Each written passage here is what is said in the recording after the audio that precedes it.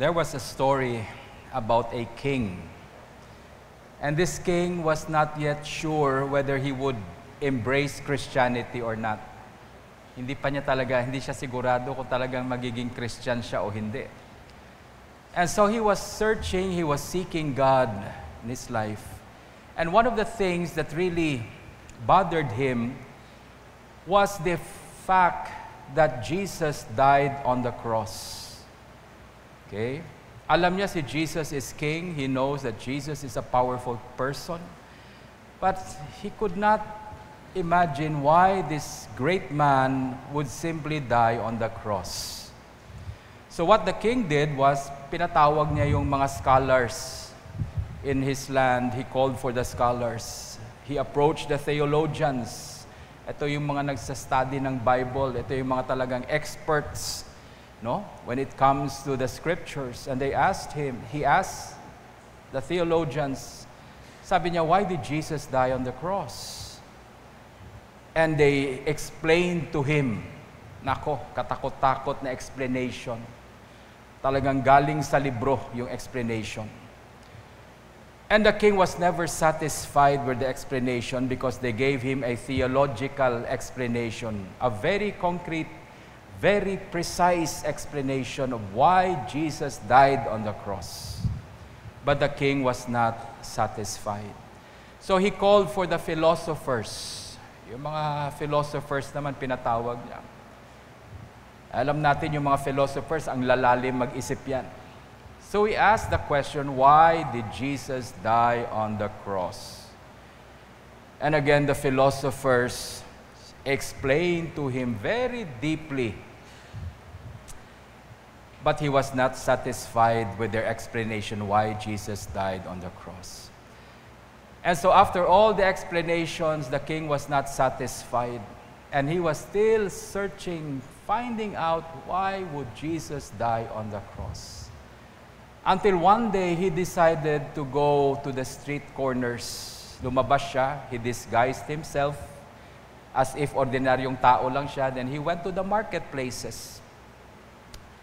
And there in the marketplaces, he saw men talking, he was listening to them, and they were talking about Christianity, they were talking about the Bible, they were talking about Jesus.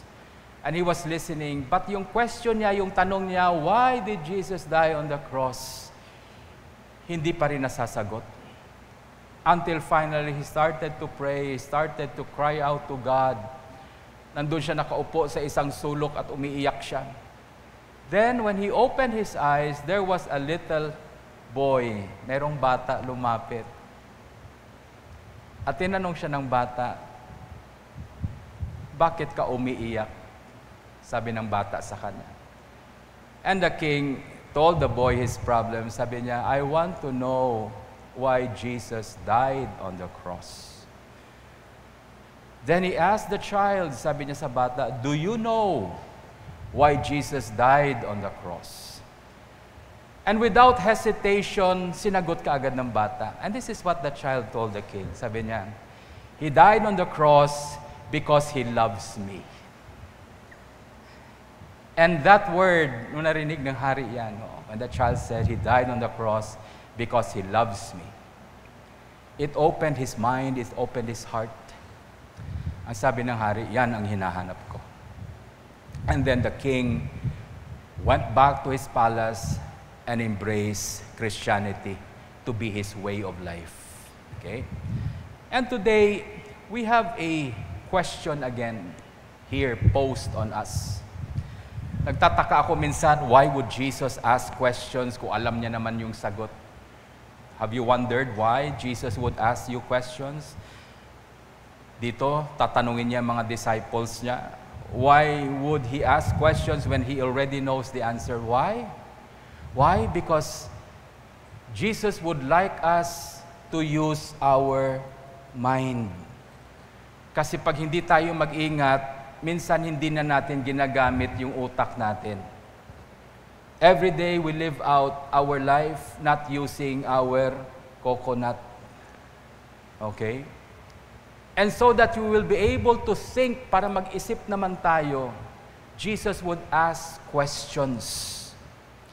Because sometimes, ang dami nating hinahanap sa buhay natin, minsan yung sagot sa mga tanong natin, nandyan na sa atin. It's already in your heart. But because we do not use our mind and our heart, we grope in the dark. Nangangapa tayo sa buhay, hindi natin alam ang gagawin natin. We don't know what to do. But the answer to our deepest longings are already placed in your heart.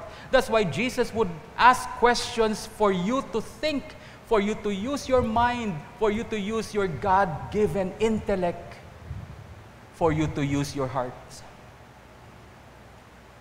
We will never grow into maturity if we do not ask questions or question ourselves.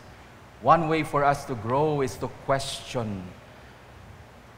Question ourselves, how do I live? Paano ba ako nabubuhay ngayon? To question your faith. Ask yourself, why? Why do you go to church every Sunday? Bakit nandito tayo tuwing linggo? Why do you worship God? Have you ever asked yourself that question? Kasi kung hindi mo alam yung sagot dyan, at hindi mo tinatanong, minsan, pwede mo ring sabihin na hindi na rin ako magsisimba. Why? Because on the first place, you don't even know bakit ka nagsisimba. Sometimes you would wake up at pwede mong sabihin sa sarili mo, I will not serve God anymore. Why? Because you don't know why you serve God on the first place. That's why it's important that every day we need to ask questions. We need to question our commitment to God. We need to question our faith in God. Question it so that you will be able to think deeply and properly. One day, Jesus, with his disciples, they came to a place called Caesarea Philippi. Now, this is a place na ang daming rebulto dyan. Ang daming mga statues ng mga gods. You know? They even have a statue of their emperor, their king. Ginawa na nilang Diyos yung king nila. So, mahilig sila sa rebulto. And while they were passing there, maybe Jesus' disciples, I would just imagine, pag pumasok ka sa ganyang lugar, ang daming statues, ang daming mga rebulto. The disciples must have been looking at those work of art, tinitingnan nila, wow, ito si God Artemis, ito yung God, itong God ng ganito, God, they're looking at that. While going through the city, and Jesus asked them a question. While looking at those statues, marveling at the work of art, then Jesus asked them questions. Sabi niya, who do men say that I, the Son of Man, am? Anong mga sinasabi ng tao tungkol sa akin? Who do they say I am? And all of them were quick to respond. Sinagot kaagad nila si Lord. Without hesitation, etong sagot nila kay Lord. Well, Lord, some people say that you are John the Baptist. Now remember, at this time, John the Baptist was already beheaded. Napugutan na ng ulo si John the Baptist. So they were telling Jesus, some people say that you are John the Baptist. They also said that some people say you are Elijah. You are the prophet Elijah, the great prophet of old. Other people say you are Jeremiah, the prophet. And some people say that you are one of the great prophets of ancient times. Ito yung mga sinasabi ng mga tao sa iyo. Then he asked them a question. Ito yung punchline, And Jesus said to them, all of the disciples, he asked them this question, but who do you say I am?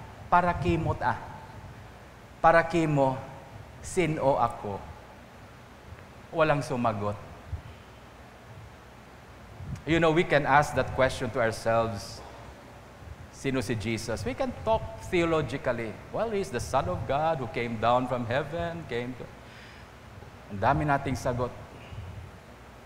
But when you are asked, para sa'yo, for you personally, who is Jesus to you? For a moment, they hesitated, parang hindi nila alam ang sagot. Amen? And only Peter answered that question. And this is what he said. You are the Christ. Some people say this about you. Ito yung tingin nila sa'yo. But for me personally, you are the Christ, the Son of the living God. Okay? I like this line so much because ginagamit ko to sa prayer. You know, if you notice sometimes, I bring with me my prayer beads. Ito yung prayer na to, nasa bibig ko yan when I hold the beads. Lord Jesus Christ, Son of the living God, have mercy on me, a sinner. So paulit-ulit yan. Inuulit-ulit ko yung prayer na yan. Why? So that prayer will stick in my mind, in my heart. I keep on repeating it. Lord Jesus Christ, Son of the living God, have mercy on me, a sinner. And here, this is what Peter answered Jesus. Sabi niya, you are Christ. You are the Christ. You are the Messiah, the Son of the living God. And Jesus answered and said to him, Blessed are you, Simon Bar-Jonah, for flesh and blood has not revealed this to you, but my Father who is in heaven. You know, Peter does not know the Father in heaven is already talking to him. Alam nyo ba yan? Minsan hindi natin alam, hindi tayo conscious, kinakausap tayo ng Diyos. Even in our sleep, kahit natutulog tayo, kinakausap tayo ng Diyos. And you know why would God talk to us?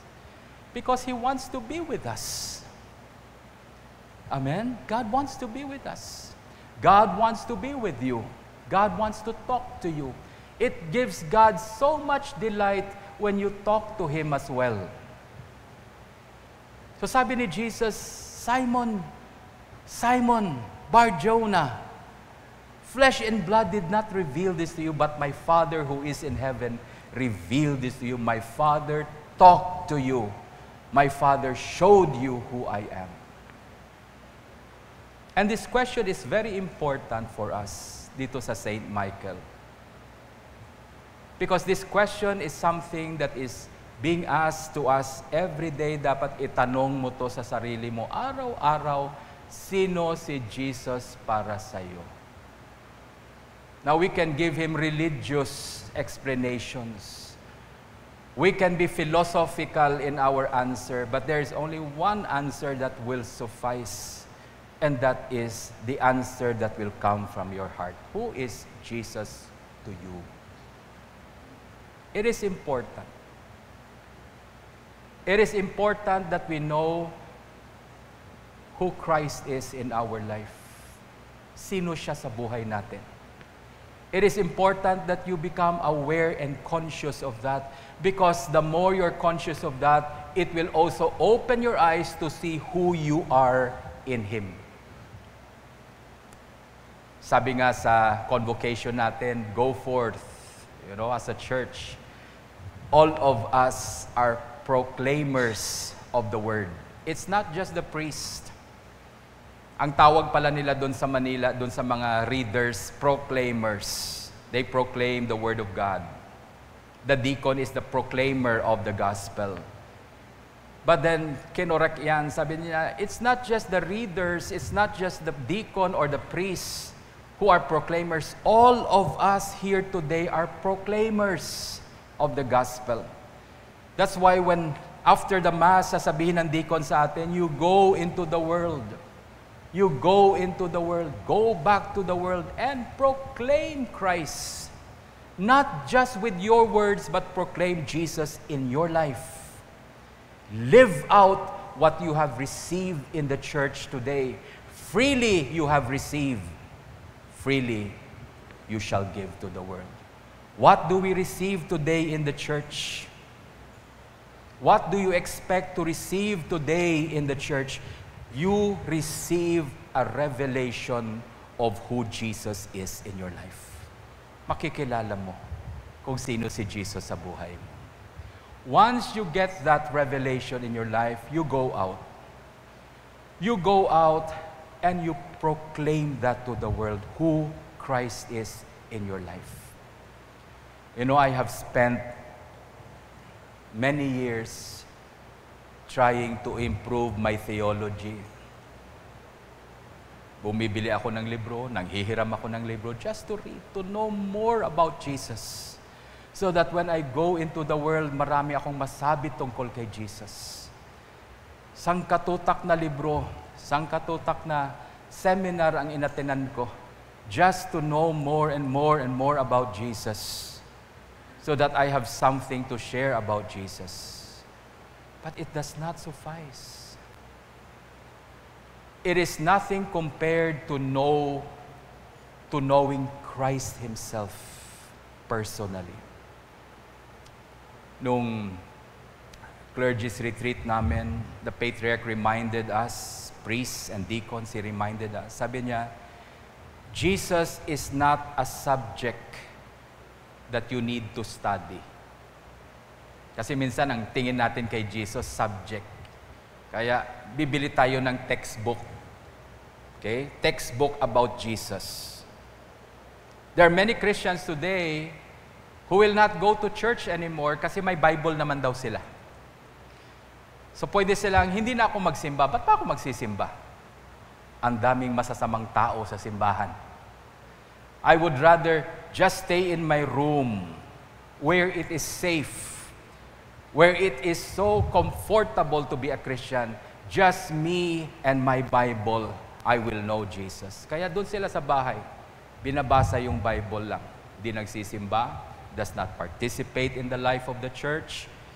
And they read the Bible thinking that it will make them know Jesus. Kaya makalipas yung ilang taon, memorize na yung Bible. Okay? Kahit hindi tinitingnan yung Bible, alam mo na yung sinasabi ng Bible. Just reading the Bible is not enough to know Jesus. You will know many things about Jesus. Because Jesus is not a subject that you can study with books and seminars and so many other things. Jesus is not a subject that you can analyze. No. Jesus is a person. Jesus is a person. He's not a subject. So you do not study a person. You do not analyze a person. You know what you do to know the person? You start a relationship with that person. That is how we know Jesus. Not by studying Him, not by analyzing Him, but by coming into a relationship with Christ. Know in particular that Jesus loves you. If there is one thing you need to know about Jesus, it's this one thing only. Know that Jesus loves you. Know that. Amen? My dad, yung tatay ko, was a very great man in his own way. Maraming nakakakilala sa tatay ko. When he died, nung namatay yung tatay namin, ang daming pumunta sa libing niya. And people we do not know, from the richest, sa pinakamayaman na tao, dun sa pinakamahirap, they all went to my dad's burial. Ang sabi ng kapatid ko, sabi niya, ang haba talaga ng linya going to the cemetery. I wasn't there kasi may gagawin din ako sa simbahan. So I could not bury him at that time. I had to choose. But I was told na etong nangyari sa tatay mo when he was buried, people from all walks of life, sabi niya, ang daming mga mayayaman, matatalinong mga tao, maraming din mga mahihirap, they went there. And pagdating dun sa libingan niya, sabi niya, they were crying. And my brother said, they must have loved our dad so much, but we don't know them, di namin kilala. Because yung tatay namin talaga was a really, really good person. He talks to the rich, he talks to the poor as if pare-pareho lang mga yan. He would help the rich, he would even help the poor also. So he was such a good man. And people were started to talk. Alam mo yung tatay mo, itong ginawa sa akin. Alam mo, meron pang nagkwento doon, sabi niya, alam mo paano namin nakilala yung tatay mo. One day daw, nagwo-walking yung tatay namin. Just walking every morning, he takes his walk. May nadaanan siyang isang barong-barong doon sa tabi ng plaza. Nag-aaway mag-asawa. Husband and wife, they were fighting sa isang barong-barong na yan. My dad stopped and knocked. Kinatok yung barong-barong na yun and started to talk to the couple. Kinausap niya. Sabi niya, huwag na kayong mag-away. He talked to them. Binigyan niya ng trabaho yung lalaki, binigyan niya ng trabaho yung babae. So nagulat na lang yung mga kapatid ko. One day, may pumuntang babae doon, maglilinis ng bahay. Yun na yung kinausap niya. And that couple was there. When he was buried, that couple was there. Umiiyak sila. Kasi ang tawag nila sa tatay namin, tatay din. Papa. You know, he was such a good man. Many people know many things about our dad na hindi namin alam. But the one thing that we are privileged as his children, we may not know so many things about our dad, but we know him as Daddy. We have come close to him, to his heart. That's why sometimes when my sisters would call up, nag-uusap kami ng mga kapatid ko, sabi ng mga kapatid ko, hala, parang si Daddy ka na. Itsura, pananalita. And my sister said, even your heart is like the heart of Daddy already. Paano ko nakuha yan? Pinag-aralan ko ba? Inanalyze ko ba yung buhay ng tatay ko? No. I lived with him. Diyan ako nakatira sa bahay niya. Magkasama kami. May mga araw na papalo niya ako. May mga araw, ini-embrace niya ako. I've lived with him all my life. And so his heart is my heart also. That is how we should know Jesus. And it's important. Kaya nung tinanong ni Jesus, sabi niya, sa'yo, for you, who am I to you? Walang sumagot na disciple. Nahirapan sila sa sagot na yan. Personally, who is Christ to you? Only Peter spoke. And Peter said, you are the Christ, the Son of the living God. He gave the correct answer. Why? Because of that relationship that Peter had with Jesus. Tama yung sagot niya. And you know what Jesus said to him? Sabi ni Jesus, I tell you, you are Simon, son of Jonah, but today I will change your name. Papalitan ko na yung pangalan mo. You know, in the Bible, pag pinalitan yung pangalan mo, it signifies a new life. Magkakaroon ka ng bagong buhay. And so from Simon, sabi niya, you will now be known as Peter. Peter the Rock. Okay? There was a change of name.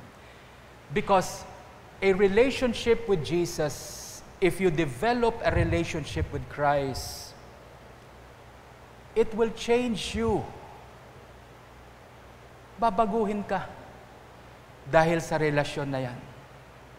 It's not what you have studied in the books. It's not the sermons that you have heard. It is when you talk and come to Christ in your prayer, in your worship every Sunday, every time you lift your mind to Jesus and open your heart to Jesus to nurture your relationship with God, something happens to you. May mangyayari sa buhay mo. It will change your life. Etong sinabi niya kay Peter, now, Simon, from this day, you're going to be called Peter the Rock. And more than that, sabi ni Lord, and upon this rock I will build my church. Wow! Could you imagine that? Noong una pa lang na-meet ni Jesus si Peter, the first time nag-meet sila, ang sabi kaagad ni Peter sa kanya, get away, Lord.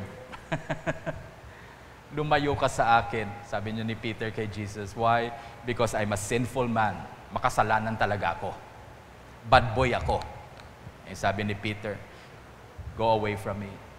But at that particular time when he met Christ and knew who Jesus was because of his relationship, sabi ni Jesus sa kanya, you're going to be called the Rock, Peter. And I will build my church on that foundation. That foundation of you who knows me intimately well. Wow, grabe. Hindi lang binago ni Lord yung pangalan niya. Binago niya ang buhay niya. And Jesus changed the purpose of his life. Jesus gave him an opportunity to make a difference in the world. And if Jesus would do that to Peter, Jesus would do that for you and me.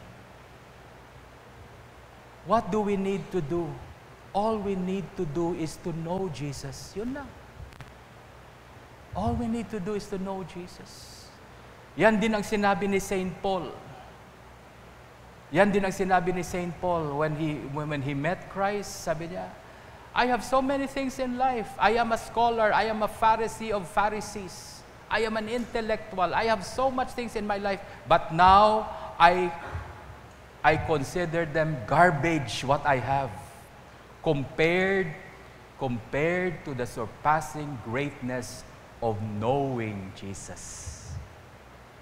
Amen?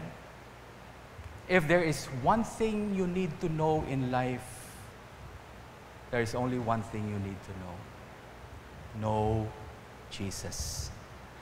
Know Him well in your life. Nurture that relationship. Allow Him to come into your life that you may know Him. How do we do that? Participate.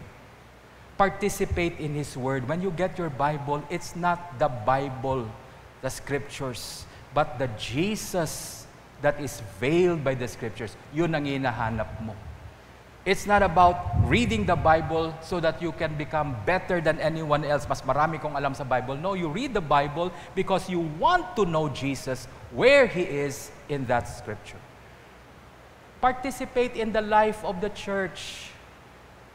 Okay? You want to know Jesus? Jesus is always with His people. Kasama yan palagi. Where the church is, that is where Christ is. Pag lumayo ka sa simbahan, lumalayo ka sa Diyos, lumalayo ka kay Kristo. Now, we may not like everybody in the church. We may not like God's people, but we cannot deny that Jesus is always with His people. If you want to know Jesus, participate in the life of the church. Participate in the prayers of the church. Join. You know, this coming Friday, meron tayong harp and bowl. Yung community natin, magtitipon na naman tayo, magpipray tayo. That's how you get to know Jesus. Participate. And I will give you number 3. The Scriptures, in the prayers, in the life of the church. Number 3, look for the poor. Hanapin niyo yung mga mahihirap. Look for the poor. Look for those who are downtrodden, the abandoned, those who are rejected. Look for them, hanapin nyo sila. And get to know them. Be a blessing to them. And you know what? Makakasama mo si Lord pag ganyan ang gawain mo. Bakit? Sabi niya, when I was hungry, you fed me. When I was thirsty, you gave me a drink. When I was naked, you clothed me. When I was sick, you came to visit me. When I was in prison, pinuntahan mo ako. Okay? To be with the poor. To participate in helping and, being there, present with the poor, is one way we can know Jesus very well in our life. Hindi mo makikilala si Lord. Hindi mo talaga makikilala ang Panginoon sa buhay mo if you will not reach out to the poor. There is something about the poor that will open your eyes to see Christ always in your life. So ganun yung ginagawa natin. Now, knowing Jesus in your life can change your life. There was a change of name.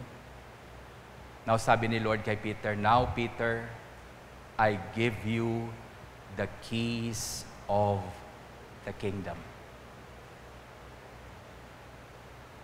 Something else happened to Peter. Hindi lang nagpalit yung pangalan niya. Hindi lang nagbago ang buhay niya. He was now given something which he did not have before, and that is power. Amen? The power to live the life of God wherever you are. Kahit sabihin mo, wala akong pera, Father, wala akong masyadong maraming kaibigan, wala masyado akong impluensya, but wherever God puts you, that is where you live the life of God. Ang buhay na dumadaloy sa katawan mo, sa puso mo, sa pag-iisip mo, buhay ng Diyos yan. Amen? You live the life of God where you are. It's not an accident bakit dyan ka nakatira. Wherever you are today, it's not an accident why you are there. God placed you there for a reason. And for you to be there to live out life of Jesus. To be Jesus in that place. Amen? Yan ang purpose niya. And you are given the authority to do that. Eh sabi niya kay Peter, I give you the keys of the kingdom. What you bind on earth will be bound in heaven.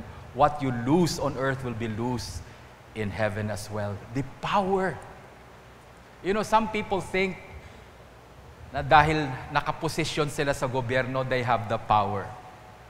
Some people think na dahil marami silang pera, akala nila sila yung may power dito sa mundo dahil ang dami nilang pera. Some people think that because they are high positioned in government, they think they have the power. No. God never gave them the power. Kala niya lang nila yan, power yan. But the true power that changes the world is within those who know Christ. True power that can change the world. Power to bind and to loose on earth, it's within you and me. Nasa atin yan. Why? Because we know Jesus. So again, I ask you this question. You answer it in your heart. As you go home tonight, ask the question again. Who is Jesus to you?